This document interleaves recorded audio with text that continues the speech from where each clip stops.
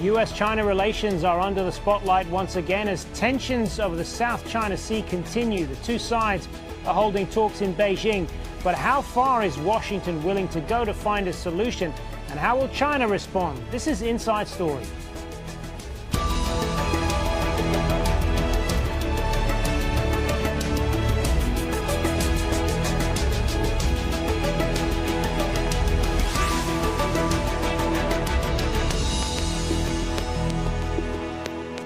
Hello, welcome to the program. I'm Hazem, Sika. Well, there are lots of issues that divide the world's two biggest economic powers, the US and China. Territorial disputes in the South China Sea, trade practices, currency concerns. But every year, hundreds of Chinese and American officials meet to discuss their differences and try to find solutions. President Barack Obama launched the forum with the aim of building trust between the two powers. Before we bring in our guests, Al Jazeera's Adrian Brown sets up the big issues at this year's talks. Well, the China-USA dialogue was begun by President Obama, and this will be the last one under his watch. It's essentially a forum where officials from both countries get together and focus on those areas where the United States and China have things in common, like fighting climate change and combating terrorism. But I think on the Chinese side, there is now a sort of growing realization that the dialogue could be in jeopardy if Donald Trump becomes the next president of the United States. Mr. Trump, of course, has accused China of raping the economy of the United States and has warned that if he becomes president, he would impose punitive tariffs on almost all Chinese imports. So China is very worried about that prospect. But overhanging the dialogue today has been that one big area of disagreement between the Obama administration and the government of Xi Jinping here in China. It is the rising tensions in the South China Sea. On the eve of this dialogue, the US Secretary of State John Kerry warned China not to implement its air defense identification zone. Now, if China goes ahead with this, it would mean that military and civilian aircraft would have to register with Chinese authorities when they fly over parts of the South China Sea. And remember, China claims almost all of the South China Sea. Mr. Kerry has said that if China does go ahead with this, it would be a provocative action and it would create a lot of instability. Now, nobody seriously believes that there's going to be war in the South China Sea, but it certainly doesn't feel like peace at the moment. This is Adrian Brown for Inside Story in Beijing.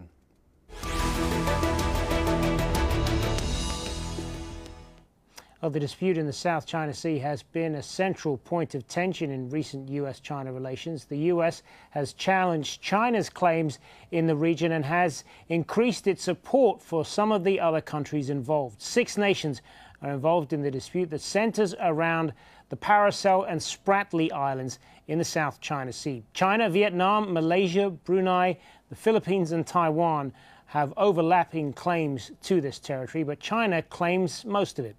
Although the islands are largely uninhabited, they sit on vast oil and gas fields. They also have some of the region's best fishing grounds, and control over the islands would also mean control over vital fishing routes. $5 trillion worth of sea trade passes through these disputed waters every year. So time now to bring in our guests for today's discussion. In Beijing, we have Einar Tangen, political affairs analyst and economic affairs commentator. In Paris, Francois, director of the Asia and China program at the European Council on Foreign Relations. And joining us from Singapore via Skype is Simon Long, Banyan columnist for the Economist. Good to have you all with us, gentlemen. Einar Tangen, let me start with you. What do you expect from these talks this time around? Actually, I don't expect very much. I mean, there's really a tremendous amount of tension that's going on between the U.S. and China. I think it's on both sides. I think the U.S. has been very provocative in terms of its actions and the flyovers, the sending of the military, and China is reacting very, very strongly to this. Do you think this is kind of a lame duck session in a number of ways? I mean, because we're talking about President Obama, who is about to leave office in less than 6 months. We have, as I understand it, these talks are generally on the Chinese side being generally dealt with by technocrats and people who aren't as close to Xi Jinping? Well, I think that would be a mistake. I mean, these talks are being very, very closely monitored by the top leadership of China. Obama, yes, definitely, lame duck. I mean, with all of the candidates signaling that they would change U.S. foreign policy, perhaps only slightly in the case of Clinton, I think it's very clear that this is not going to be a productive session. Let me turn to you then, Francois Godement. What's your take on all of this? As we've just been hearing there, this comes at a time of increasing tensions between both China and the U.S.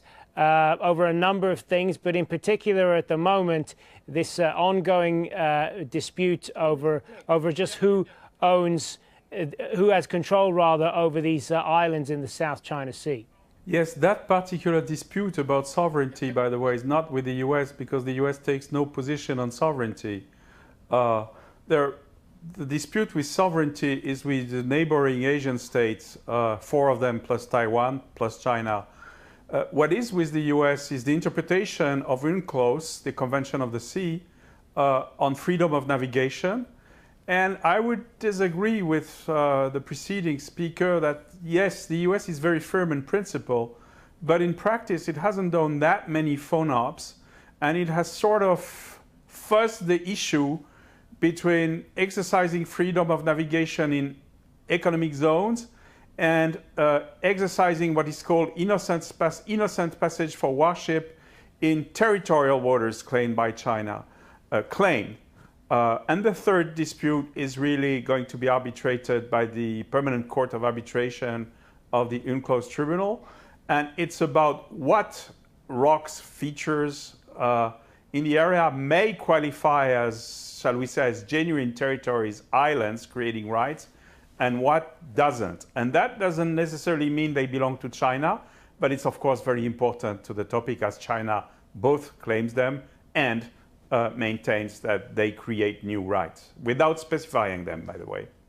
Simon, I know you wrote a piece on this very subject in The Economist this week, in which you remarked that part of the problem here is that the United States and China are too busy talking at each other, talking over each other, rather than having a kind of meaningful dialogue. Just expand on that and explain why you see it that way.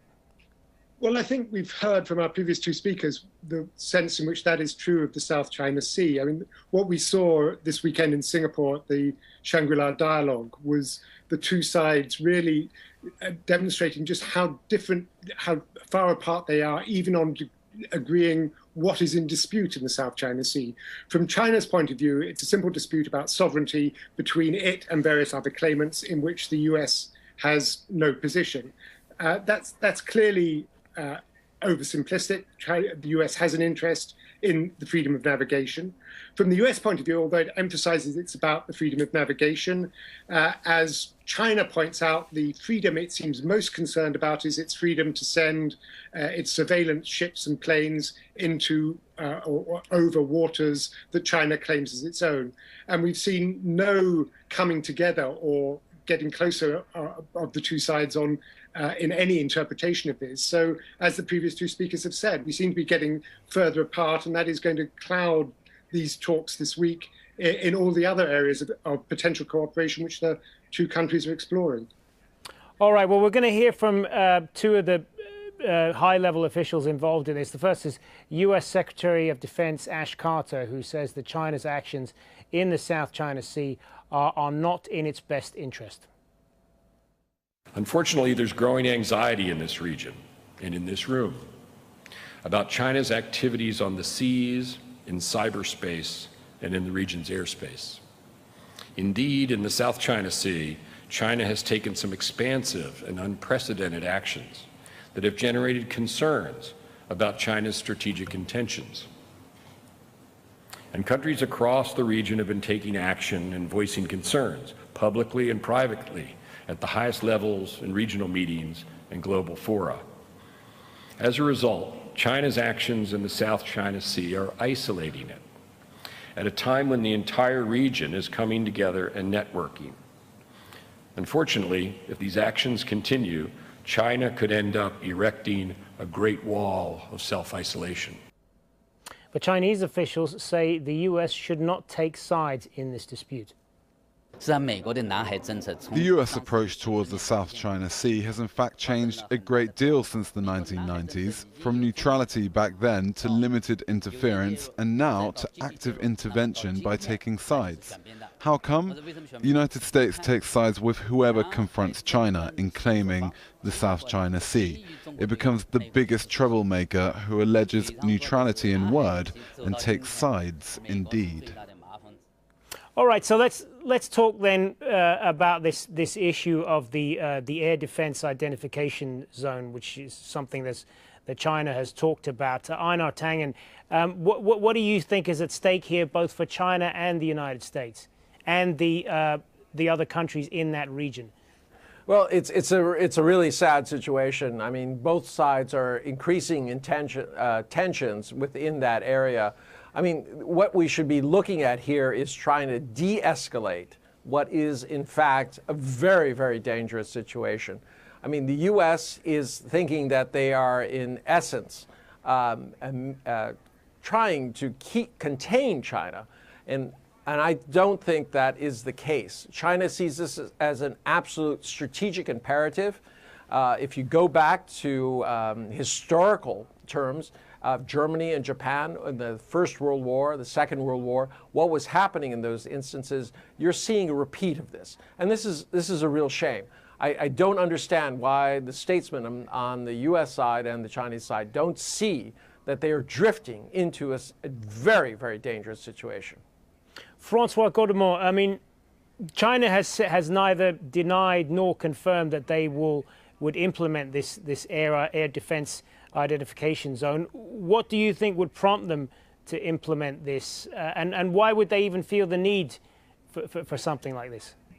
Well, first of all, this is something they have done over the East China Sea, and although it has raised the opposition of almost all neighbors from South Korea to Japan to, of course, the US, it's proceeding. It's not necessarily implemented very thoroughly, but I think we can guess that civilian passenger ships, for example, passenger planes, tend to register rather than not, just to be on the safe side. So this is an extension. What would cause China to do it, I think, would be overreaction to the coming adjudication by the Court of Arbitration, which almost everybody estimates is going to deny China and to approve at least part of the Filipino claim. That is a loss of face. China does claim, as the previous speaker said, history over law. The US argues law, as do others. The US weakness, of course, is that it has not ratified UNCLOS, which is an inherent problem. But one could see that China could well declare the ADIZ, not necessarily implement it thoroughly, but, you know, take another step for the future. Simon Lang, what's your take on the what is at stake for the nations involved in this air defense zone, and what China's motivations are for it? Well, I think it would be quite a dangerous step in that it's, firstly, China's claims in the sea are clouded in a deliberate ambiguity. It claims an historic cartographic feature called a 9-dash line, which gives it sovereignty over almost all the sea. But it's never made clear, and has deliberately avoided saying, whether that is a line which just means that it has sovereignty over the land features within it, which might conceivably be in accordance with UNCLOS, or whether it just gives it sovereignty over the waters as well, which would be completely outside the scope of UNCLOS. Now, if it declared this ADIZ, it would be claiming the right to control access to the airspace over territory or waters claimed by numbers of other countries. It's inconceivable, I think, that the Americans in particular could recognize it, and so they would presumably continue to fly in defiance of it, and that would raise the risks of a deliberate or accidental clash. Einar Tangen, how much is this about? We've certainly seen a more robust foreign policy from China over the last few years, it would be fair to say. But it does seem as if some of the rhetoric has been ramped up a little bit in recent years, and that's coincided with a kind of economic, not stagnation, but it's certainly not growing at the same rates as it was before. Do you think those two are related, and how much is this about feeding nationalism at home? Well, I think it would be a mistake to say that this is directly related, but I can tell you that as China feels threatened and the U.S. continues to put pressure through a kind of proxy game, whether it involves Taiwan, the Philippines, or Japan, China will continue to react. And this is not something that's up for discussion. China feels very threatened by what it sees as an encirclement policy. And despite all the legal issues, as the previous commentator said, the U.S. is not a signatory to UNCLOS. And yet it seems to be pushing this idea that other people should abide by it. Remember, international law is not a law itself. There's no enforcement mechanism. It is a coalition of the willing. So if this does not go the way that China can accept, they can simply withdraw. Well, one of the concerns that's been raised in China as well, Francois Godement, is the possibility of a Trump presidency in the U.S. I mean, that was certainly laughed off a few months ago, but it may be a distinct possibility. We simply don't know at this point. And of course, there is this very aggressive rhetoric that we've heard from Donald Trump about what he would do if he was president, raising tariffs against Chinese goods and so on. How worried do you think the Chinese are about that?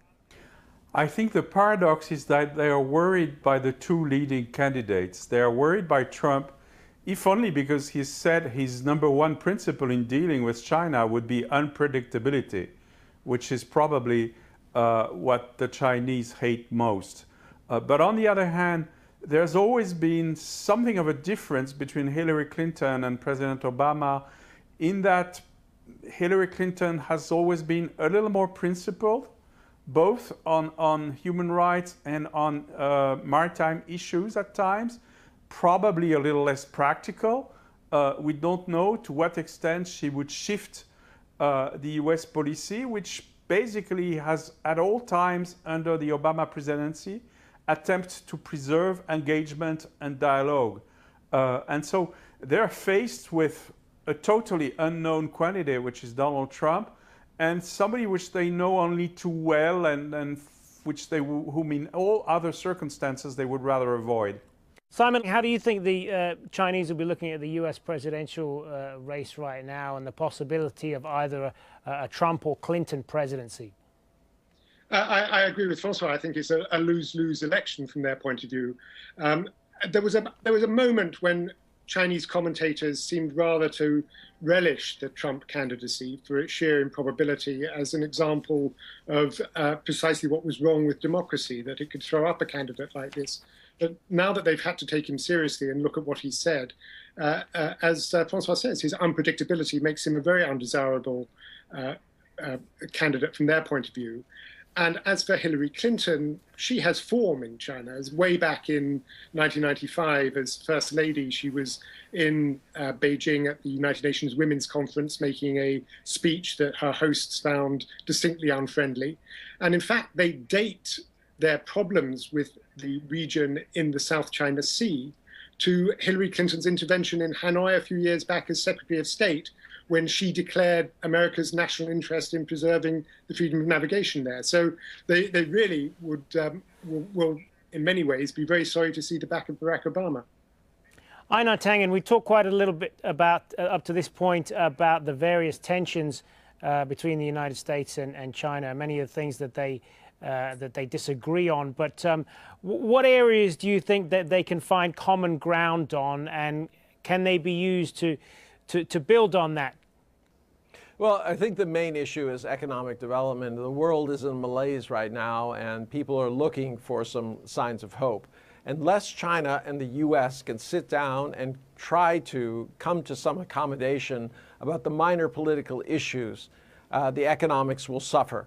I mean, remember, we're talking about rocks in the sea, the South China Seas. These are really insignificant pieces that are being put together and made into a major issue. I mean, from the Chinese perspective, the whole issue of the 9-dash line is very ambiguous. It is also ambiguous to the West. I mean, trying to push this now when all the economies are struggling to kind of continue and go forward. You look at the Fed and what they're doing. It doesn't seem to make sense that this should be the primary issue of difference between the U.S. and China. Francois Godement, where do you see issues of common ground here? Well, I agree. The biggest question mark is really what the Fed is going to do about the interest rate of the dollar. That's probably the single issue most important to the Chinese. Unfortunately, that doesn't really depend on a dialogue between the Secretary for Treasury and the Chinese administration. It's the Fed, and it's a different decision. But that is hugely important because if the rates go up, the dollar goes down, and the renminbi happily stays down too. No, sorry. If the interest rates go up, the dollar goes up, and then the renminbi has a problem, or the U.S. has a problem because there is devaluation of the renminbi. The other issue on which there could be common ground is still Korea, the Korean Peninsula. It's clear that the U.S. has relied on China's acceptance and hopefully implementation of UN sanctions, and it has not been completely disappointed. But that game has been played for now literally 2 decades, 25 years actually, and has never yielded the results that were hoped for. So the areas of strategic cooperation are more requests for China not to be obnoxious, not to intrude, rather than very positive cooperation. Yeah, Simon, Francois there talked about dealing with North Korea as something that the US and China can find some common ground on. But the Chinese are worried, aren't they, about the collapse of the North Korean regime as a result of the sanctions. So are they more worried about the effect that those sanctions could have, or are they more concerned about North Korea getting nuclear weapons? I think they're in a bind at the moment, that they clearly are completely exasperated with the Kim Jong-un regime there and its refusal to listen to them and to ease tensions on the peninsula. On the other hand, as you say, I think their worst fear is not a nuclear-armed North Korea, which they've allowed to develop. It is the collapse of North Korea in chaotic circumstances, which might lead to a humanitarian disaster, floods of refugees across their border, and ultimately to Korean reunification with American troops on their own border. All right, just in the last minute or so that we have left, Einar Tangen, I'll give the last word to you then. How do you see this playing out over the next few months, and whoever the next president happens to be? Are you optimistic or pessimistic? At this point, I'm very pessimistic. I mean, you're looking at Donald Trump, as was pointed out by previous commentators, a wild card. If it is Clinton, it'll be pretty much stay the course with the Obama doctrine or the lack of an Obama doctrine. I think it's been pretty much a vacuum that they've reacted to. So that's not, neither situation is good. What we need is really a strong leader who has a sense that the U.S. and China have to interact in a responsible way. All right, on that, we've got to leave it. Thank you to all three of our guests, Einar Tangen in Beijing, Francois Godement in Paris, and Simon Long in Singapore. Thanks very much for being on Inside Story. And thank you, as always, for watching. Remember, you can watch this program again anytime by visiting our website, aljazeera.com. And for further discussion, you can go to our Facebook page. That's facebook.com/AJ Inside Story. You can also join the conversation on Twitter. Our handle there is @AJ Inside Story. For me, Hazem, Sika, and the whole team here, bye for now.